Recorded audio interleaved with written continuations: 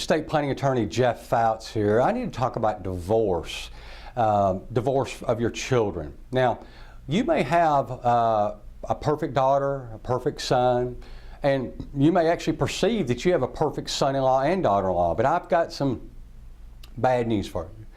They're all human.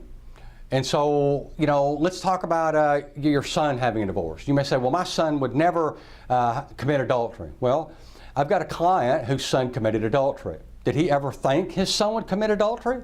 No, but his son did. And is his son a dumb guy? No, his son has multiple degrees and makes over 6 figures, but you know, he thought that the grass looked greener on the other side, and so he decided to commit adultery. And that's a bad thing. And so the father, my client, loved his son, but now he was estranged from his son. And he loved his daughter-in-law. He really did. And the daughter-in-law is the mother of his grandchildren. And so now we got a tough situation here. So we've got a son that committed adultery. We've got a daughter-in-law that's a great woman that he really likes. And then we got down here, we got the grandchildren. So how do we deal with that?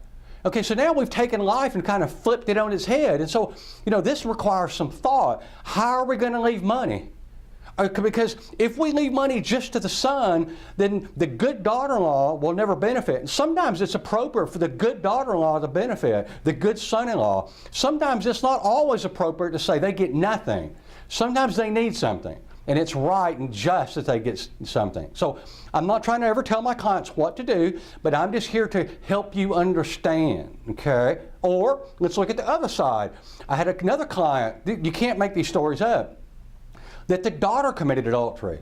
Whoa. So the daughter commits adultery on the son-in-law, and the son-in-law is an excellent father. He was an excellent husband. But the daughter went through a midlife crisis, and she started going to bars and started wanting to party, and next thing you know, they started finding hotel, motel slips and bar bills and all of that. And so, you know, what do you do? What do you do? How should the money flow? How? This is really, really important, okay? So if we can ever help you in any way, just let us know. Like maybe perhaps review your current estate plan. Thank you.